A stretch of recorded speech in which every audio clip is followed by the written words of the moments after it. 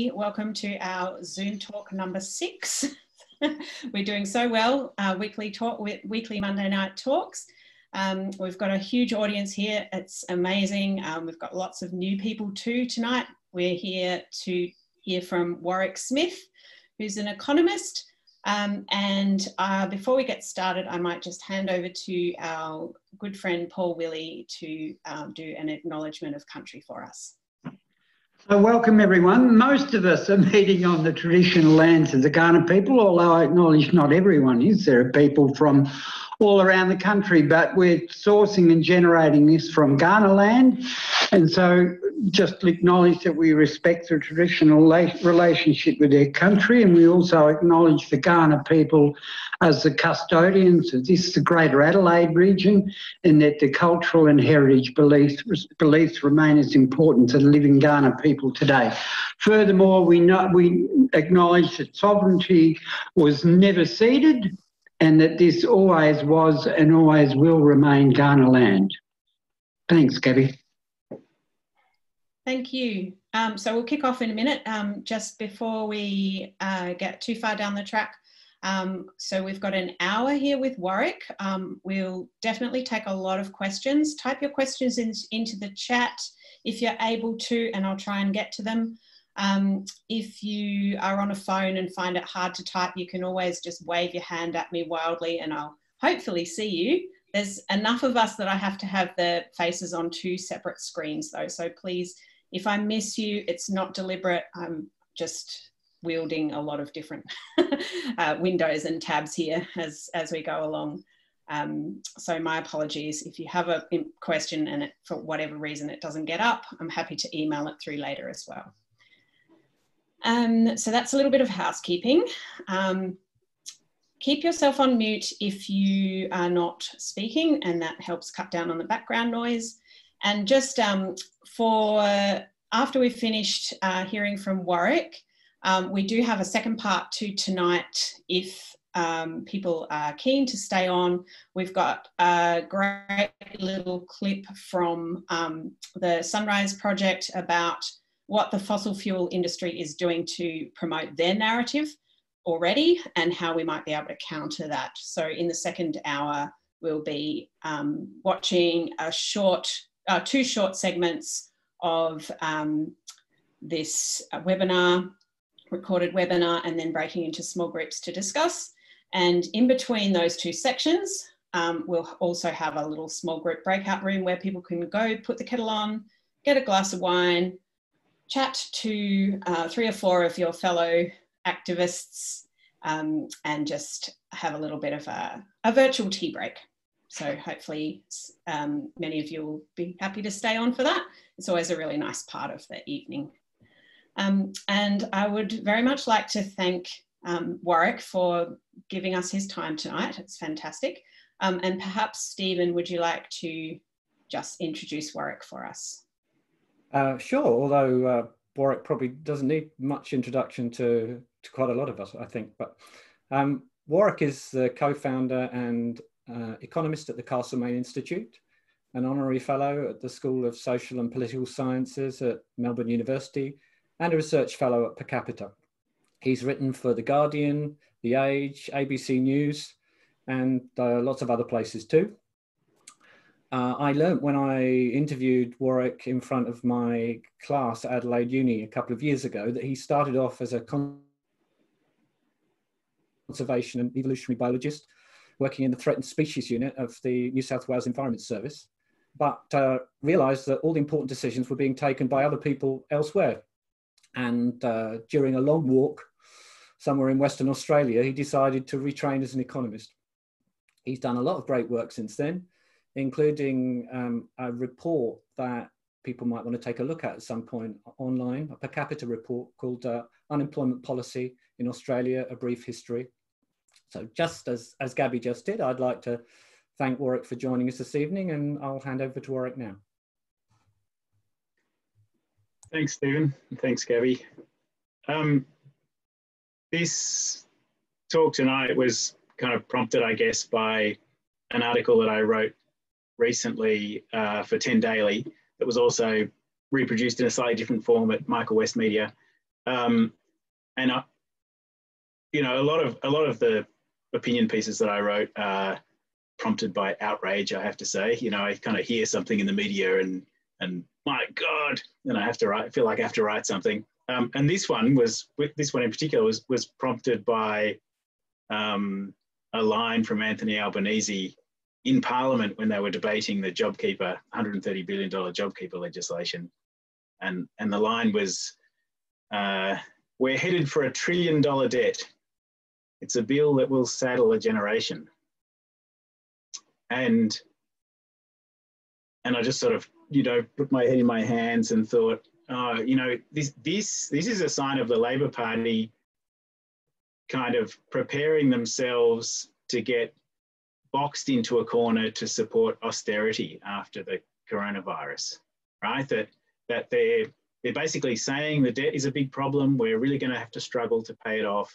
And then when the coalition government says they want to cut services for some particular reason to pay off the debt, where does the Labor Party stand in terms of opposing cuts to services and cuts to government spending if they've acknowledged that there's this big debt problem? So I've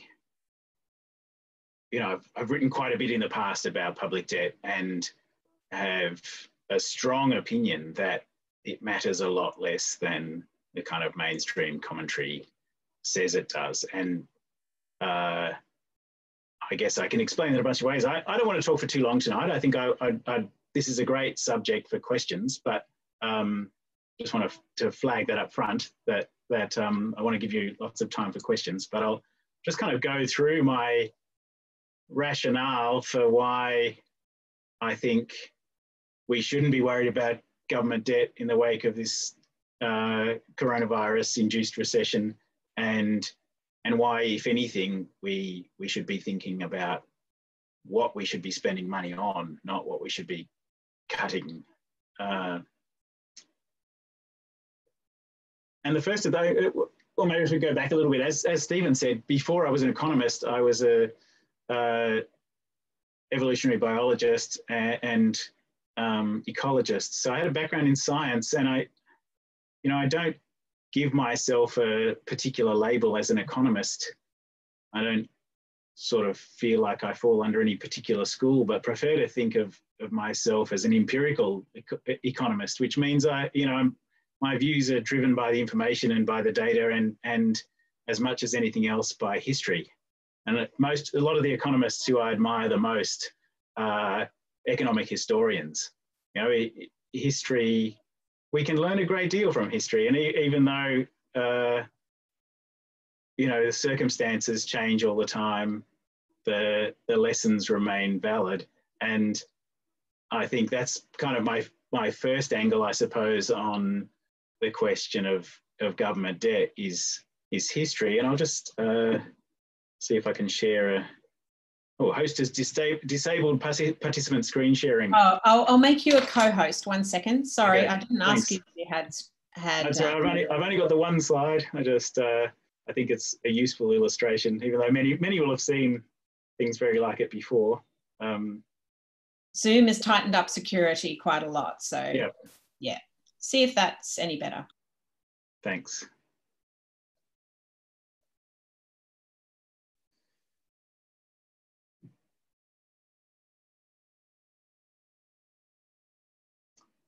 Well, that's interesting. The screen I want to share is not. Oh, okay, that's why.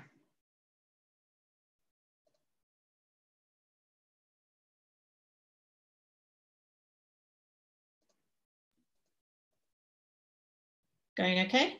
No, it's given me lots of screen options to share, and the only one that isn't there is the one I want to share. Hang on a second. Perhaps it's because it's full screen on a different screen. Try again. Yeah. That's it.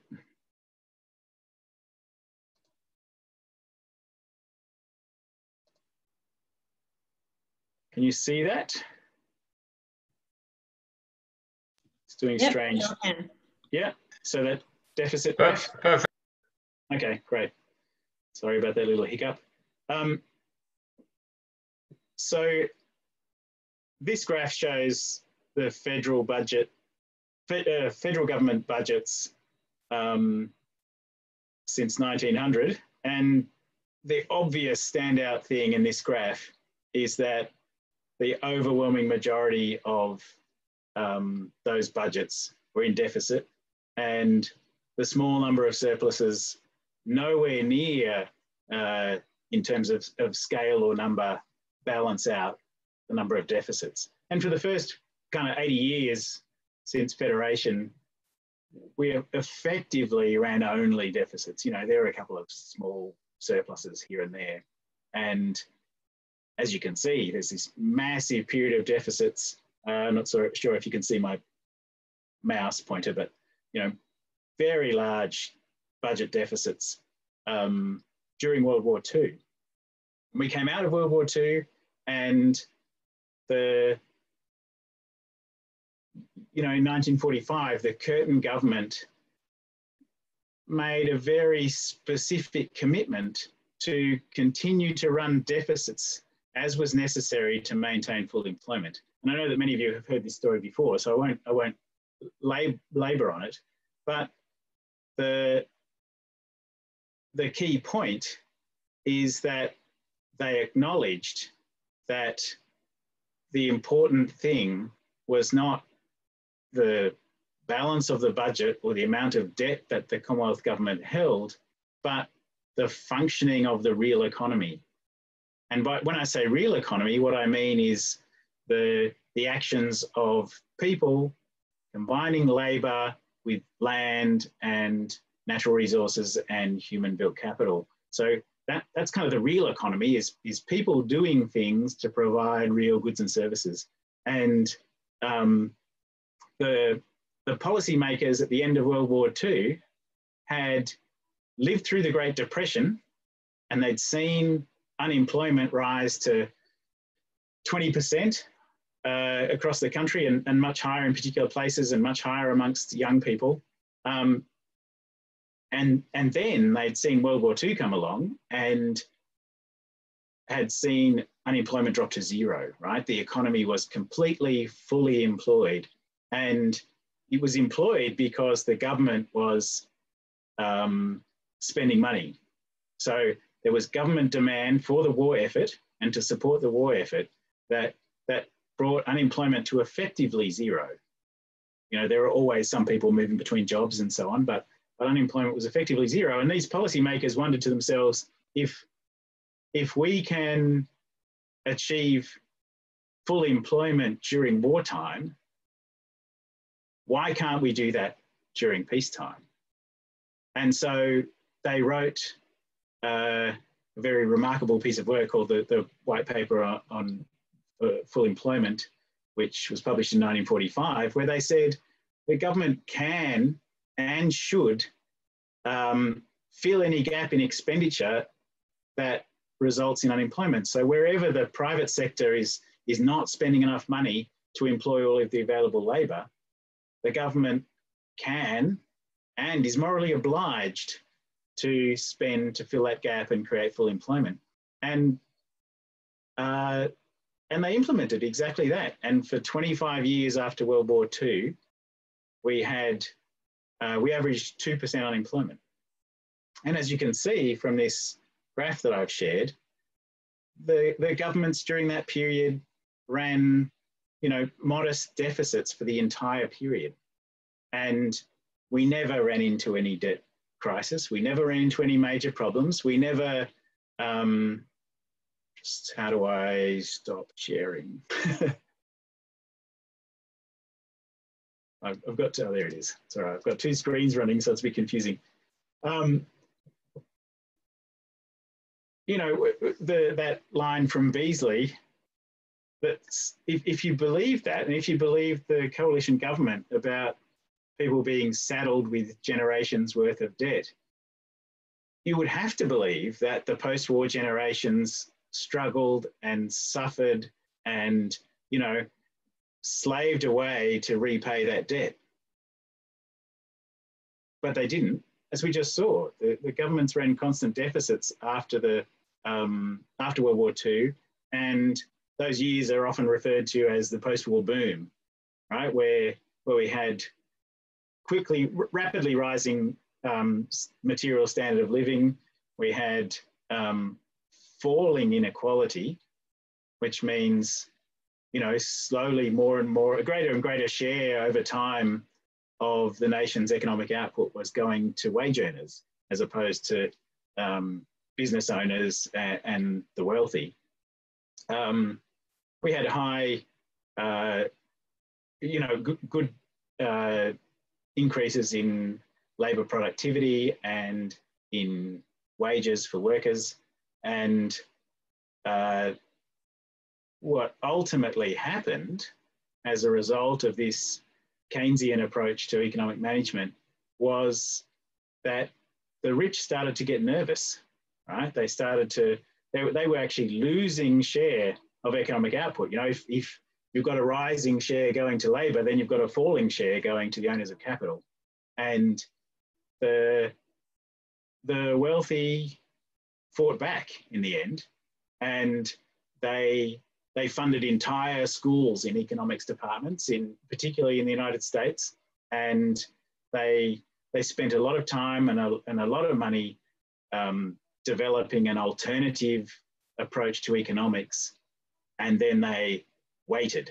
They waited in the wings for a crisis, and that crisis came in the 1970s in the form of the OPEC oil shocks.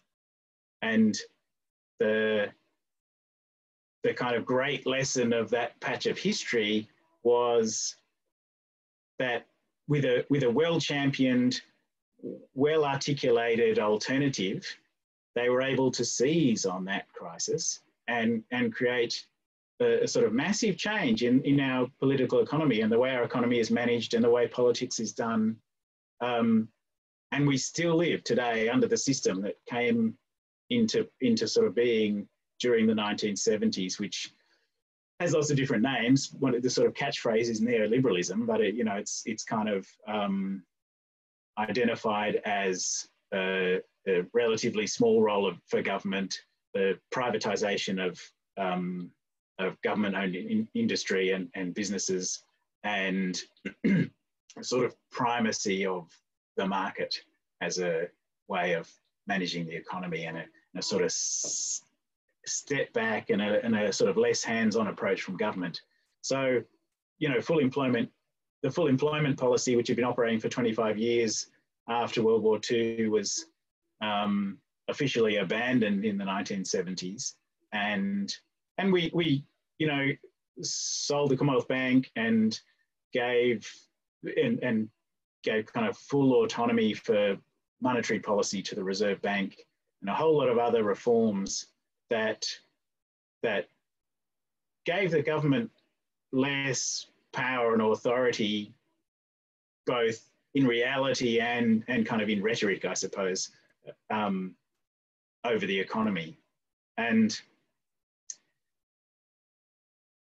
ever since then, we've been, you know, the very first attacks, I think, really about government deficits and debt. Well, I shouldn't quite say the first ones. They kind of came in patches even during those 25 years, but they were well refuted and fought back. But the first effective ones were against the Whitlam government in the 70s, and the Labor Party was so affected and so hurt by that they never really returned to the fully interventionist, full employment kind of approaches that they'd had prior to the 1970s and after World War II, and are still very much there today. And, you know, as is evidenced by this comment from Anthony Albanese and others in the Labor Party, that they buy into this idea that we'd be saddled with government debt and we'll have to spend all this time paying it off. So I think that's a sort of historical look showing in no uncertain terms that we've been into very high government debt before, and we didn't kind of struggle to pay it off. And the flip side of that graph that I showed is actually the accumulated government debt, which as proportion of GDP fell quite sharply during the post-war years, even though the government was running constant budget deficits, simply because the combination of economic growth and inflation made the debt shrink as a proportion of our gross domestic product, right? So just kind of, we grew and inflated our way out of the debt rather than paid it off. It was never sort of strictly speaking paid off. Nobody saved, nobody repaid the debt. So we can see from a historical example that we don't really need to worry about large amounts of government debt while the real economy is doing well. And John Maynard Keynes himself at one point said, take care of the unemployment and the budget will take care of itself. Right? So he was saying, if you focus on the real economy and on making sure that your people are well employed, then you don't need to worry about the government budget. And we can, you know, I think the best way of explaining this is to try to not think about money. You know, money, people, including economists, including many economists, are so focused on money and what's going on with who has what money that they fail to see the real economy. And it's kind of like not seeing the forest for the trees, not seeing the economist for the economy for the money. And it really doesn't matter how much debt the government has if the economy is fully employed. So if you imagine, you know, 2030, government's racked up lots and lots of debt from the coronavirus, and they haven't paid it off, and they keep running deficits. But the economy is fully employed. You know, we've gone back to a full employment policy where we're making the best use of our people and our knowledge and our natural resources and our land. The standard of living of the people in 2030 will be almost entirely determined by the goods and services they're actually able to produce at that time. Now you imagine the same scenario and there's no debt. The standard of living is the same, right? So the standard of living is determined by the goods and services we're able to produce for each other. Whether the government has debt or not carried over from a past period doesn't actually affect the productive capacity of the economy. So the money, in a way, is a, you know, it's a imagined creation, right?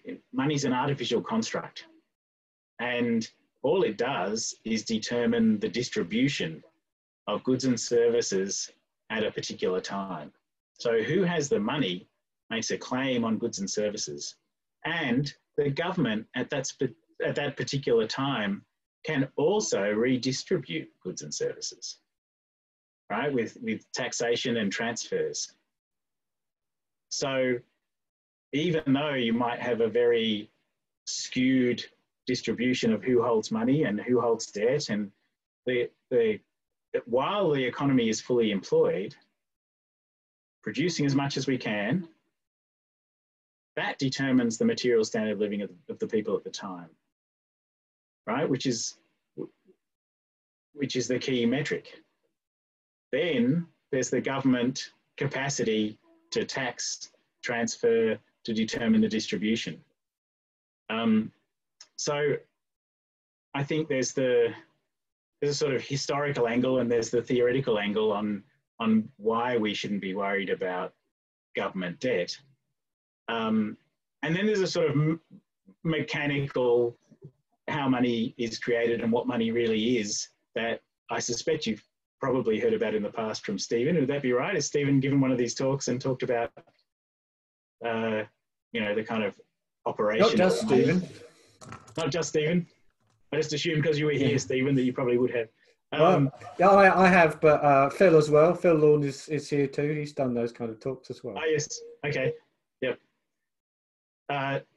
So I don't want to labour that point, but I think the sort of important message is that we can be really blinded to what's going on in the real economy by talk about debt, deficit, money, even actually the distribution of money. And I've spent a long time working on inequality, and the government always has the power at any particular time to determine distribution of goods and services. And we've seen that come into stark relief during this coronavirus crisis. I think the crisis that's happening now has brought lots of different things into stark relief, including the sort of poverty of our unemployed people and their standard of living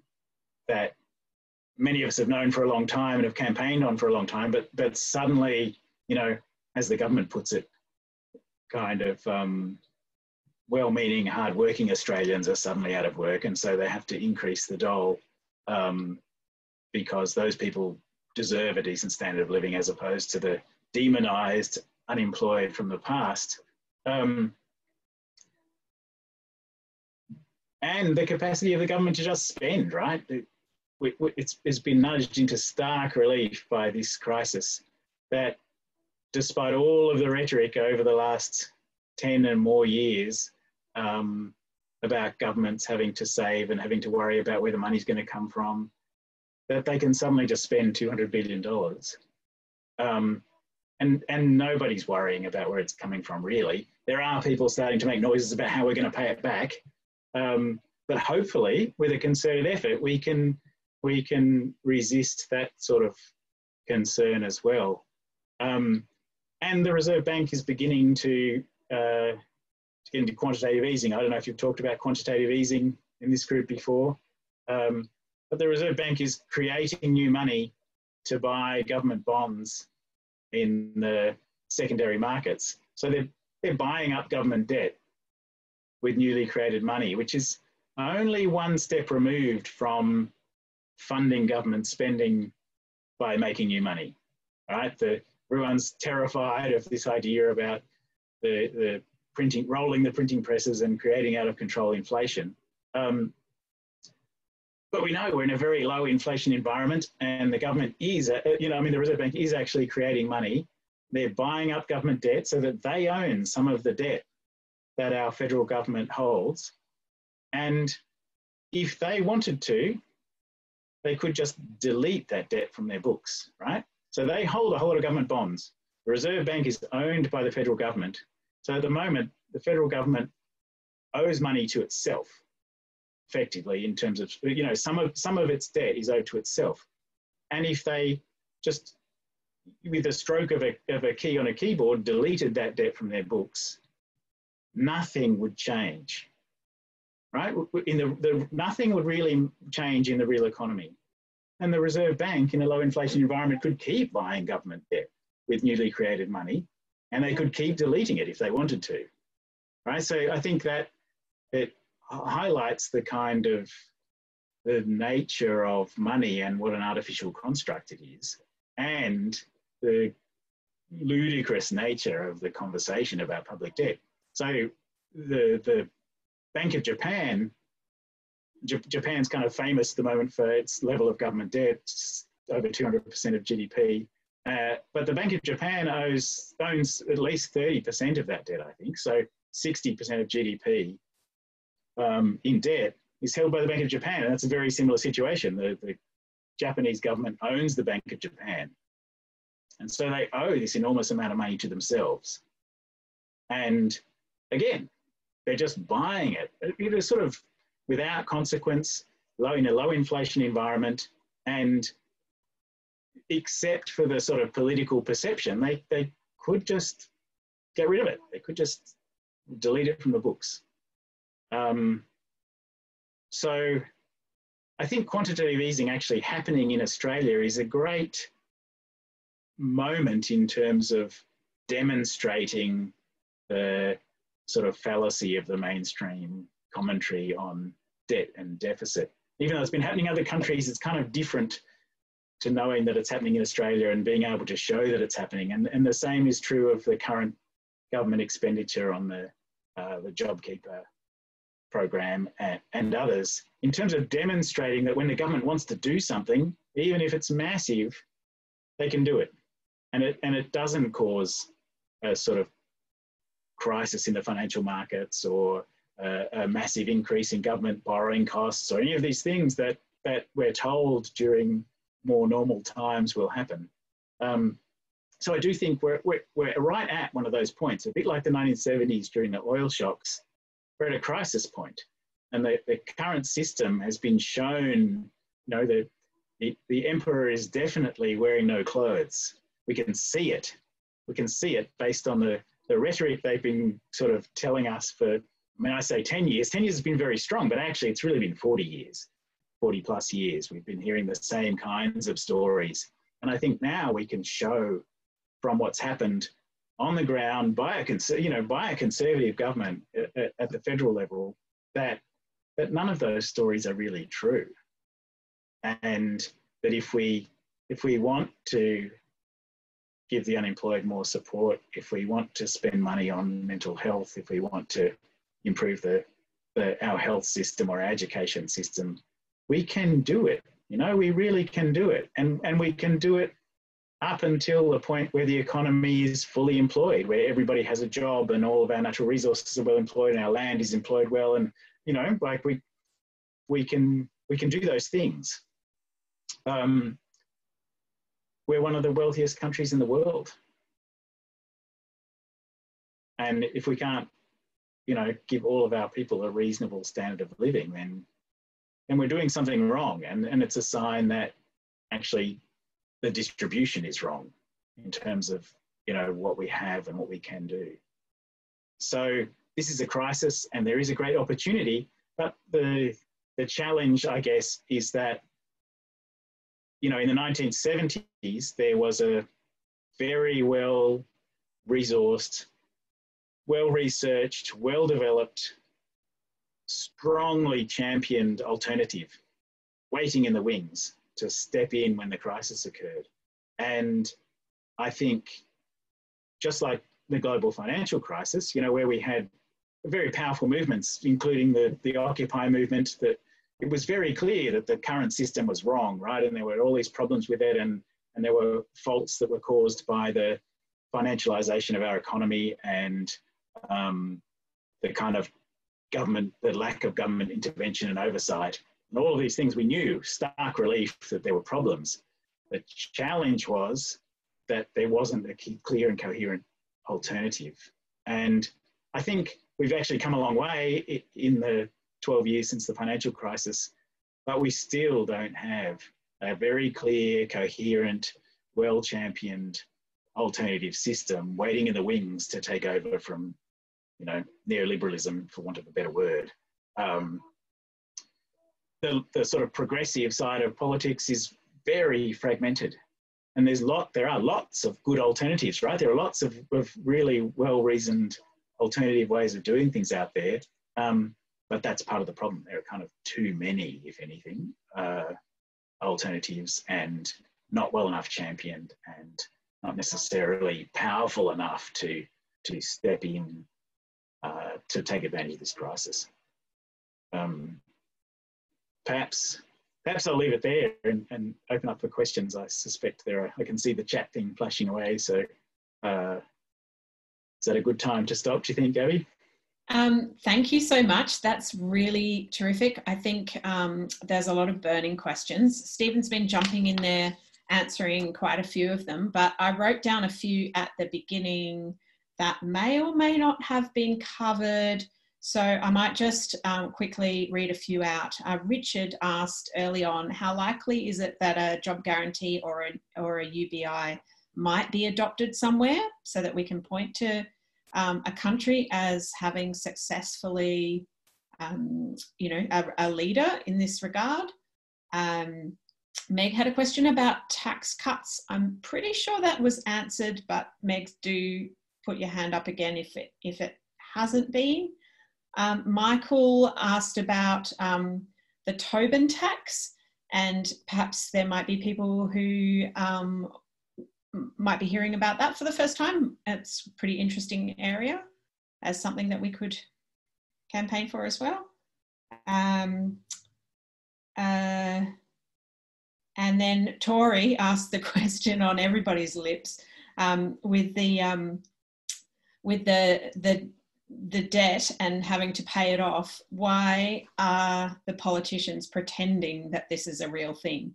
And Stephen wrote a response, but I'd really like to have your input on what you think about that particular question. Yeah, I think it's a great question. And I think the answer is different for different politicians. But I do think the overwhelming majority believe what they're saying. They actually do think that the debt and deficit problems are real, and they've been almost everyone who's working age has lived all of their sort of adult life under the neoliberal system. And I was fortunate enough to study undergraduate economics as a mature age student who'd already studied science. And so I think I avoided the indoctrination. But I studied economics at the University of Melbourne, and a massive school there. The first year classes have got 3,000 students in them or something. And economics is taught like a hard science, like physics, as if it's got laws and kind of immutable laws.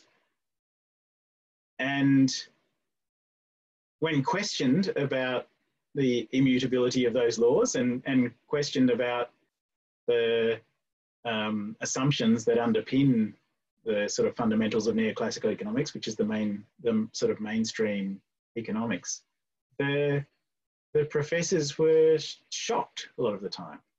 So they, and sometimes they would say, oh, those assumptions are relaxed in third year, or once you get to honours level, or you can, delve into what happens when you don't meet those assumptions, but largely just sort of putting you off until a future date, until actually you're so invested in the education that even by the time you can come to question those things, you don't really, because it means undermining so much of what you've learned. So, there are people like Andrew Lee in federal politics, right? Economics professor, who, is very smart and very knowledgeable, but very mainstream. And I was at an online event where he was asked about MMT just not long ago. I don't know when that was, 2 weeks ago perhaps. And he just basically ridiculed it and said, oh, these people think you can just print all the money you need, you don't need taxation, and that's obviously ridiculous and it causes out of control inflation. And so basically just posing a mockery of what's actually suggested by modern monetary theorist proponents, who have a much more nuanced view than that. But to embrace the kind of nuanced view that was held in 1945 even, let alone what's been learned from that and advanced on that today, means letting go of a lifetime of work, which is built on something else. And I'm trying to think who it was who said the line that I'm about to say, but I can't think of the original line. But it's very hard to get someone to understand something if their livelihood depends on them not understanding it. And I think that's the case for many economists. It's not so much that their livelihood depends on it, but that they would have to say, oh my God, you know, my whole life's work was based on false assumptions. And so they don't believe it. And so they find ways to stick with the mainstream narrative. So I guess that's going to economists, and then you come to the politicians who are informed by economists and who have been, you know, on the progressive side, have been kind of boxed into a corner by the very effective sort of narratives created by conservative economists who, as I said, their sort of origins came from those, like the Chicago School of Economics and the well-funded economics schools in the United States, where big money, powerful interests effectively paid them to come up with a system that, you know, suited wealth and power. I don't know, that's a sort of long answer. I don't know that I fully answered the question, but I think there are some who understand the system but deny it because it doesn't suit their interests, or it doesn't suit the interests of those who donate to the political parties. Yeah, absolutely. I do think we're approaching a tipping point, though, if we're not at it already. As Stephen likes to remind us, you know, 10 years ago, almost nobody knew about MMT in Australia. And now lots and lots of people do. It's been in all the major newspapers. It's growing in influence. And I think, you know, here we are on the crest of this wave. It's an exciting place to be in many ways, although there's a long, there's a long campaign ahead. But imagine that day when Andrew Leigh changes his mind and says on Twitter, "I'm so sorry. I was terribly wrong. My apologies. I completely recant." Right. Imagine. Imagine. It'll happen. But you know, keep in mind that line by Niels Bohr, which was something like, great ideas, great new ideas do not triumph because they convince their detractors. They succeed because their detractors eventually die. So, well, yes. You know, I mean, that's, but I do think you're right that there is that generational change happening right now. And there are people in significant positions who have alternative views, and I think we will see a transition happening. It's just sort of a matter of exactly when. But, you know, I said that because I don't think not too many people are actually open-minded enough and humble enough to say, oh yeah, what I've been saying for 30 years was wrong. It happens. Well, what about when the facts change, I change my mind? Yeah, well, we hope so. Yeah. Yes. Although the facts have remained the same in this instance. What I mean. Indeed. Meg had a question, so I might hand over to her. There's some great comments in the chat too. Phil's been giving us his insights, so I urge you to read the comments there. It'll all be sent around later if you'd prefer to focus on one thing at a time, but Phil's made two really good points in the chat, so please have a look there. I might quickly throw to Meg for her question. Yeah, thanks, Gabby. And Warwick, probably the thing that makes me throw things at the TV is when you hear politicians of all colours really, or particularly red and blue, say, you know, the role of government is to get out of the way and, you know, let the markets do the job, or businesses, or, you know, whatever the term they like to use. And I think that's one thing that the current pandemic has really brought into sharp relief, is that the markets get lots of things wrong. You know, the time to invest in antivirals, and we need new antibiotics as well, was 10 years ago, if not more. But we haven't had those. We haven't had the pure science going on. We haven't had any investment in those areas. What we've had is lots of new drugs to treat blood pressure and cholesterol, because that's where the money is, and not the drugs that are in the public interest. So, you know, how do we get governments listening to experts? How do we get governments to kind of take an interventionist regulatory role which is really needed for the public good. Yeah, great points and great question. I think, again, you know, this crisis is an enormous opportunity and has brought into stark relief lots of things that many of us have known for many years, but have not, you know, somehow have just not been able to see the light of day about the role of markets and about the role of, you know, efficiency. I spent a long time saying efficiency was the sort of great dirty word of the 80s and 90s. You know, everything was done in the name of efficiency. And you know, you reach the point where you've got these supposedly incredibly efficient markets, which means they're very lean and incredibly fragile.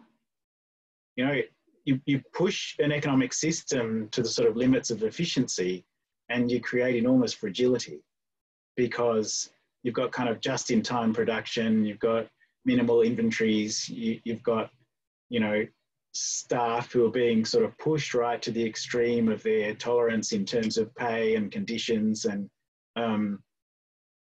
then you have a crisis like this, and it sort of gets shown for what it is. And as we all know, there is no such thing as a free market. Right? The sort of idealized free market of economics textbooks simply doesn't exist. And you know, the governments create all of the conditions that are necessary for markets to operate well.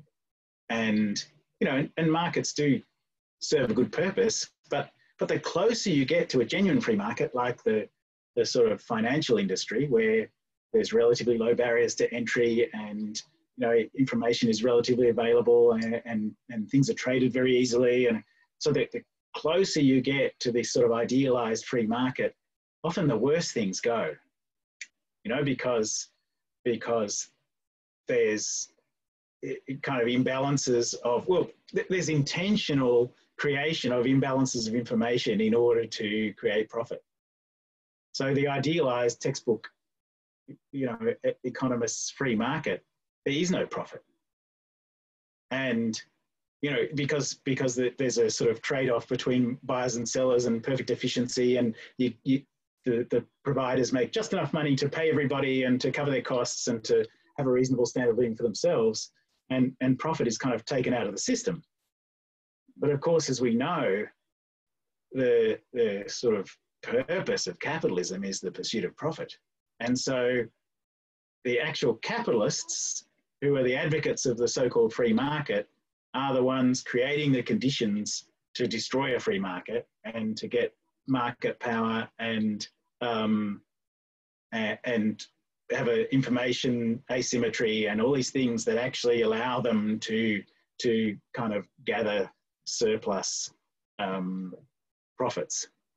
So yeah, and again, I think this is a great opportunity to make that case well understood, because the crisis brings into such stark relief. And people are talking about it already. People are talking about building redundancy into our economic system, and particularly into the health sector. But I think even that can be used as a way to show, well, the health sector is not unique. You know, it's all of our systems are like this, and all of them are fragile. And people are talking about, you know, lots of countries are saying, well, we can't be so reliant on global trade as we were. And historically, again, that's been another thing that's been advocated, particularly by multinational corporations, is the so-called free trade agreements, which are largely not free trade agreements, but kind of bilateral trade agreements where the corporations are on the inside of a closed-door negotiation system, which even the governments, you know, our elected representatives don't get to be inside those negotiations and only hear about it when the deals are complete. So we have a sort of profoundly undemocratic system which is constructed for and by sort of the owners of capital, effectively, to use the sort of Marxist analysis. But yeah, it's all kind of laid bare. The emperor has no clothes at the moment. If only we can kind of let everybody see that. And that's part of what I try to do in my writing, is take advantage of those moments when it is obvious and it's kind of irrefutable to get people to look. Just got to get people to look at those moments, and I think then sentiment can change and new things become possible. We've only got a few minutes left, but I was wondering if you might be able to just spend a few minutes on how you would make the tax system more progressive. Just a few dot points, if that's helpful. Yeah, sure. I think, you know, it's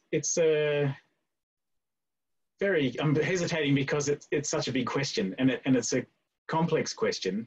But I think if I, no, that's okay. I think if I was to have the magic wand and be able to recreate a taxation system, I would absolutely be focusing taxation on economic rents, which, you know, for those who are unfamiliar with the term, it effectively means unearned income. So a sort of classic economic rent is land value and land value increases. So, you know, we all kind of talk about housing prices and how housing prices are always going up. Of course, housing prices don't go up. Houses themselves lose value. It's the land value that goes up, and the owners of land do nothing for that. You don't do anything to create the increase in value of your own land. What's actually done that increases land is done by your community and by the government. So the provision of infrastructure, schools, hospitals nearby, other people buying into the area, you know, it's all things that are done not by the landowner. And so I think it's a sort of classic example of economic rent, as is the price that mining companies get for their resources. So they pay a sort of amount per tonne to the government. If the price goes up, they reap all of the benefit, despite the fact that the minerals are actually owned by the Australian people. So we own all of the minerals under the ground in Australia, and we provide licenses to mining companies to dig them up. So when the price goes through the roof, the owners of the minerals, which is us, don't get that money. The mining companies get it. And that's economic rent. They would have dug it up for a cheaper price. And so that was the idea of the mineral resources rent tax, if you recall that mining tax. Again, it's talking about economic rents. So I would focus on rents and on land, and land is a good proxy for wealth. So taxing land is a progressive way to tax wealth, and we need wealth taxation, as kind of Piketty famously highlighted. If in the absence of sort of reasonable wealth taxes, the kind of recurrent income to capital tends to grow faster than wages grow, and so the wealthy naturally, their increase in wealth outstrips those of wage earners, and you get increased inequality in the absence of wealth taxes, kind of regardless of what else you might be doing with the economy. So that would be my primary focus. And I think if you tax economic rents primarily, you can actually reduce taxes on income. You always want a progressive scaled income tax.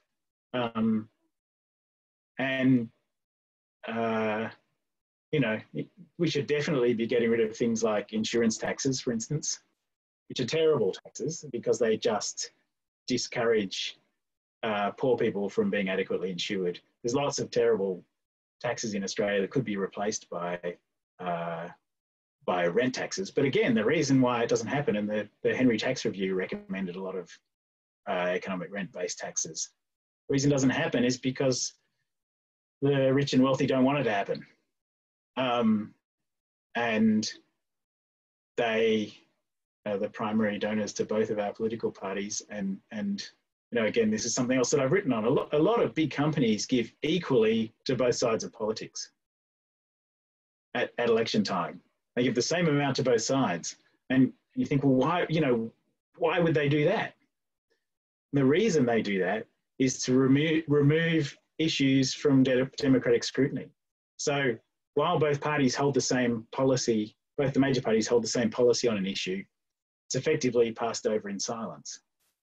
So, and you know, we've seen we've seen instances in the past, like the minerals resource rent tax, where one party stepped out of that that kind of agreed position, and the big moneyed interests come out with their big spending, and they instantly drop their donations to that party as a sort of financial punishment for stepping out of line.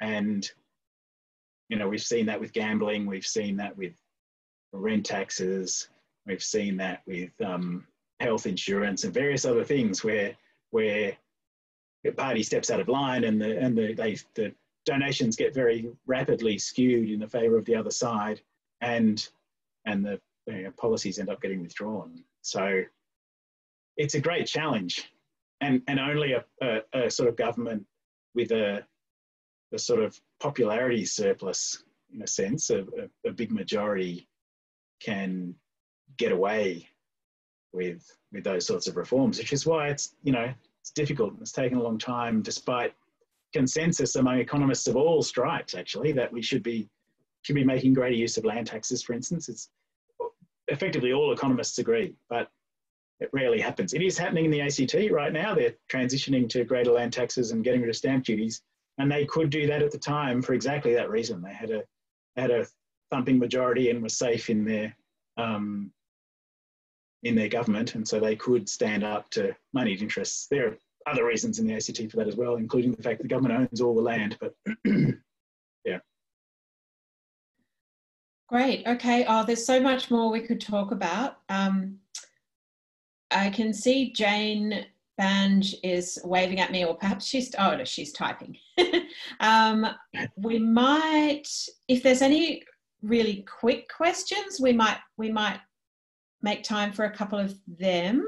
I think the chat tonight has been amazing. I really urge you to all go and reread it. There's some really, really good questions and some really, really good answers there in the chat, which I will send around in the follow-up email. So please do go back to that. Sorry, I haven't been able to read it. Yeah, it's fabulous. I'll make sure you get a copy. Really good for future reference, that stuff. Does anybody have a short, snappy question we could finish with? If not, I might just thank Warwick, and we can do a silent round of applause. Wave at me if you've got a quick question. I can't see anybody. I can see Tori typing. Jane was waving, wasn't she? No, I think she was typing. I think she was typing something. Were you? Jane Bange. I mean, sorry, not Jane Flannery. No, typing again. Oh, right, okay. Okay, let's thank Warwick. Thank you so much. Well, thanks, everyone.